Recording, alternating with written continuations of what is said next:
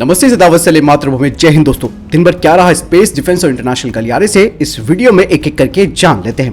दोस्तों पहली अपडेट भारतीय वायुसेना को लेकर आ रही है। दरअसल भारतीय वायुसेना के जो Mi-26 बेड़े हैं उनमें से कुछ हेलीकॉप्टर्स ग्राउंड हो चुके हैं। हाल ही में कुछ तस्वीरें भी सामने आई है जिन्हें खुले में इन्हें देखा जा सकता है और इन्हें कपड़े से लपेटा गया, जो कि इस बात की ओर इशारा करती है कि भारतीय वायुसेना के ये जो प्रमुख हेलीकॉप्टर्स माने जाते हैं Mi-26 चंडीगढ़ एयरफोर्स स्टेशन पर खड़े हैं और यहीं से लद्दाख और जो अग्रिम हमारी सीमाएं हैं वहां पर इनके जरिए लॉजिस्टिक की आपूर्ति की जाती है। ऐसे में इनका ग्राउंड होना एक बड़ी चिंता है और ये स्थिति लगभग 5 साल से बनी हुई है और इन हेलीकॉप्टरों को 2013, 2014, 2017 में बंद कर दिया गया था, जिसके पीछे का कारण था एक तो हमारे पास बजट की कमी और दूसरा ये जो ब्यूरोक्रेट्स होते हैं वो इसे हरी झंडी दिखाने से मना कर रहे थे। हालांकि भारत ने रशियन हेलीकॉप्टर से इस बारे में बातचीत कर रखी है, लेकिन इन हेलीकॉप्टरों के ओवरहॉलिंग के लिए रूसी हेलीकॉप्टर निर्माता ने लगभग दोगुनी कीमत भारत से मांगनी चाहिए। ऐसा इसीलिए क्योंकि इसके कुछ भागों में तो परिवर्तन करना है, साथ ही इसके एवियोनिक्स को भी पूरी तरीके से बदला जाना है और यही नहीं, इंजन और जो अन्य प्रणाली है उनका भी पूरा ओवरहॉल किया जाएगा। वही ऐसा ही हाल हो रखा है Mi-17 हेलीकॉप्टर्स का भी। लेकिन यहाँ पर भारतीय वायुसेना Mi-17 को लेकर थोड़ी सी एक्टिव हो गई है और इन हेलीकॉप्टरों का जो ओवरहॉलिंग करनी है उसके लिए अब प्राइवेट सेक्टर की फर्म से बातचीत की जा रही है, क्योंकि लगातार ये जो हेलीकॉप्टर्स हैं Mi-17 इनकी ओवरहॉलिंग की संख्या भी करीबन 3 गुना हो चुकी है और कुल मिलाकर 35 हेलीकॉप्टरों का ओवरहॉल किया जाना है। हालांकि दोस्तों Mi-17 को चंडीगढ़ में स्थित नंबर 3 बेस रिपेयर डिपो में ओवरहॉल किया जाता है और इसमें काफी वक्त भी लगता है, जिसमें कि लगभग 4 लाख मानव घंटे भी शामिल है और ये नहीं, कम से कम 350 से अधिक कर्मियों की आवश्यकता होती है इन हेलीकॉप्टरों को ओवरहॉल करने के लिए और ये जो स्तर है वर्तमान में वो काफी कम है, यानी कि मैन पावर की भी कमी है भारतीय वायुसेना के पास। और यही वजह है कि भारतीय वायुसेना ने Mi-17 हेलीकॉप्टर्स की ओवरहॉल प्रक्रिया के लिए एक एक्सप्रेशन ऑफ इंटरेस्ट भी जारी किया था, जिनमें कि हर साल 15 हेलीकॉप्टरों का ओवरहॉल किया जाना था। यही वजह है कि दोस्तों भारत मेक इन इंडिया की तरफ इसीलिए बढ़ रहा है क्योंकि एक तरफ हम रशिया से बात करते हैं कि भैया आप इनकी ओवरहॉलिंग कर लो, तो वो दोगुनी कीमत मांगता है। दूसरी बात यह है कि इनके कंपोनेंट्स वगैरह जो है कुछ तो भारत में बनते हैं, लेकिन कुछ हमें रशिया से आयात करने पड़ते हैं, तो समस्या बड़ी विकट है, इसलिए जल्द से जल्द समाधान होना जरूरी है। बढ़ते हैं अगली अपडेट की तरफ, जो कि नेशनल सिक्योरिटी गार्ड को लेकर आ रही है। दरअसल दोस्तों NSG अपना पहला ऑपरेशनल रिकॉग्नाइज करने जा रहा है DRDO की इंटीग्रेटेड टेस्ट रेंज से, जहां से DRDO स्वदेशी रूप से तैयार की गई मिसाइलों का परीक्षण करता है। कहा जा रहा है कि NSG टीम की 29 स्पेशल कंपोजिट ग्रुप यहां पर ऑपरेशनल रिकॉग्नाइज करेगा ताकि इंटीग्रेटेड टेस्ट रेंज में सुरक्षा तैयारियों को परखा जा सके और आने वाली किसी भी चुनौती से निपटा जा सके। बढ़ते हैं अगली अपडेट की तरफ, जो कि रशियन S-400 को लेकर आ रही है। दोस्तों भारत को अब तीसरा S-400 स्क्वाड्रन मिलने जा रहा है, जो कि अगले महीने तक भारत पहुंच जाएगा और जो 2 S-400 स्क्वाड्रन भारत को मिले हैं उनमें से एक को पंजाब और दूसरे को ईस्टर्न सेक्टर यानी कि चिकन नेक कॉरिडोर पर तैनात किया गया है और कहा जा रहा है कि जो तीसरा S-400 है उसे नॉर्दर्न सेक्टर यानी कि राजस्थान में तैनात किया जाएगा। आपको मैं बताना चाहूंगा कि हर स्क्वाड्रन में 2 मिसाइल बैटरीज होंगी, जिनमें कि प्रत्येक में 120 मिसाइलें होंगी और जिनका इंटरसेप्शन रेंज 120 किलोमीटर, 250 किलोमीटर और 400 किलोमीटर तक होगा। बढ़ते हैं अगली अपडेट की तरफ, जो कि भारतीय वायुसेना से आ रही है। दरअसल भारतीय वायुसेना अब डिफेंस पब्लिक और प्राइवेट सेक्टर कंपनी से बातचीत कर रही है ताकि वे टर्बोजेट पावर लॉइटरिंग मुनिशन को तैयार कर सके और ये एयरक्राफ्ट से लॉन्च होने में सक्षम होने चाहिए, जिनकी स्ट्राइक रेंज करीबन 200 किलोमीटर तक हो। कहा जा रहा है कि टर्बोजेट पावर जो लॉइटरिंग मुनिशन होते हैं वो प्रोपेलर लॉइटरिंग मुनिशन से ज्यादा शक्तिशाली होते हैं, जो कि दुश्मन के एयर डिफेंस को तेजी से बाहर निकालने का काम करते हैं और दुश्मनों के एयर डिफेंस सिस्टम के पास इनका मुकाबला करने के लिए भी कम समय होगा। कहा जा रहा है कि ये जो टर्बोजेट पावर्ड लॉइटरिंग मुनिशन होंगे वो 2-वे डेटा लिंक के साथ होने चाहिए और साथ ही इनमें डुअल इलेक्ट्रो ऑप्टिक सेंसर्स होने चाहिए और रात और दिन में ऑपरेट होने में सक्षम होने चाहिए, खासकर कि हाई एल्टीट्यूड एरिया में। दरअसल भारतीय वायुसेना का इसके पीछे का ये विचार है कि जो एयर लॉन्च क्रूज मिसाइलें होती है जो काफी महंगी होती है, उनके सस्ते विकल्प के रूप में इन टर्बोजेट पावर्ड लॉइटरिंग मुनिशन का इस्तेमाल करना है।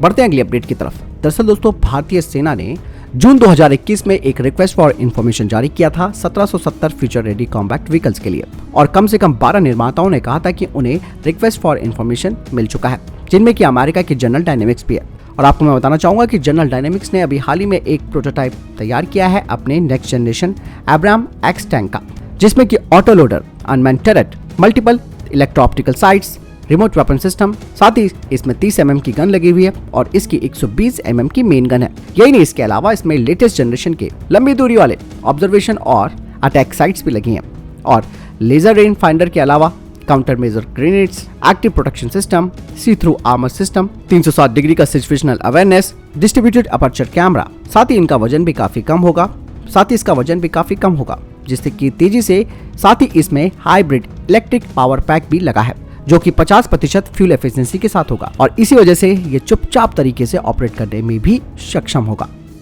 बढ़ते हैं अगली अपडेट की तरफ जो कि भारतीय वायुसेना को लेकर आ रही है। दरअसल रक्षा मंत्रालय ने एक रिक्वेस्ट फॉर इंफॉर्मेशन जारी किया है 15 specialist vehicle mobile communication terminals के लिए, जो कि भारतीय वायुसेना की robust mobile layer satellite communication terminal की आवश्यकता को पूरी करेगा। कहा जा रहा है कि 12 महीनों में इनकी डिलीवरी करनी होगी कॉन्ट्रैक्ट साइन होने के बाद। कहा जा रहा है कि ये जो MCT होंगे यानी कि मोबाइल कम्युनिकेशन टर्मिनल, ये 4000 मीटर की ऊंचाई पर संचालित होने योग्य होने चाहिए। इनका इस्तेमाल नेटवर्क सेंट्रिक वॉरफेयर में किया जाएगा। साथ ही इनके जरिए मल्टीपल एयर और ग्राउंड प्लेटफॉर्म में कम्युनिकेट भी किया जा सकेगा। ये जो MCT है वो इंडियन एयरफोर्स के सेटकॉम और एफनेट से जुड़ा होगा। यही नहीं, इनका इस्तेमाल खास करके रिमोट एरिया में किया जाएगा, खास करके नॉर्थ ईस्ट वाले सेक्टर्स में। और ये भी कहा जा रहा है कि इसमें KU बैंड कम्युनिकेशन भी होगा और ये VSAT को भी सपोर्ट करेगा और इसकी रेडियो लिंक की जो रेंज है वो 25 किलोमीटर तक होगी। साथ ही रक्षा मंत्रालय की तरफ से कहा गया है कि इन्हें भारत में ही निर्मित किया जाना चाहिए। बढ़ते हैं अगली अपडेट की तरफ। पूर्व रक्षा मंत्री मुलायम सिंह यादव जी आज हमारे बीच नहीं रहे। 82 साल की उम्र में उनका निधन हो गया। आपको बता दें कि रक्षा मंत्री रहते उन्होंने भी कई बड़े फैसले लिए थे। मुलायम सिंह यादव जी देश के पहले रक्षा मंत्री थे जो सियाचिन ग्लेशियर पर गए थे। चीन को लेकर हमेशा मुलायम सिंह जी का जो रवैया था वो काफी सख्त था। उन्होंने कहा था कि भारत के लिए पाकिस्तान से बड़ा दुश्मन चीन है, हमें चीन के मुकाबले के लिए तैयार रहने की जरूरत है। बता दें कि मुलायम सिंह यादव के रक्षा मंत्री बनने से पहले सेना के लिए एक अलग नियम था। जब भी सेना का कोई जवान वीरगति को प्राप्त होता था तो उसका पार्थिव शरीर उसके घर नहीं पहुंचाया जाता था। शरीर का अंतिम संस्कार सेना के जवान खुद करते थे और आखिर में जवान के घर उसकी एक टोपी भेज दी जाती थी। मुलायम सिंह जी के रक्षा मंत्री बनने के बाद सबसे पहले इसी को लेकर फैसला किया गया। उन्होंने कानून बनाया कि जब भी कोई जवान वीरगति को प्राप्त होगा तो उसका पार्थिव शरीर पूरे सम्मान के साथ उसके घर ले जाया जाएगा। DM और SSP वीरगति को प्राप्त हुए जवान के पार्थिव शरीर के साथ उनके घर जाएंगे। दोस्तों ये भी कहा जाता है कि मुलायम सिंह जी के रक्षा मंत्री रहते हुए बॉर्डर पर भारतीय सेना ने चीन को 4 किलोमीटर पीछे धकेल दिया था। दिवंगत हुए मुलायम सिंह यादव जी को शत नमन। बढ़ते हैं अगली अपडेट की तरफ जो कि जम्मू कश्मीर से आ रही है। लगातार ऑपरेशन ऑल आउट भारतीय सेना करती जा रही है और एक बार फिर से जम्मू कश्मीर के अनंतनाग जिले में जो मुठभेड़ हुई थी उसमें 2 आतंकवादियों को मार गिराया गया और ये जो आतंकवादी थे वो आतंकी संगठन जैश-ए-मोहम्मद से जुड़े हुए थे।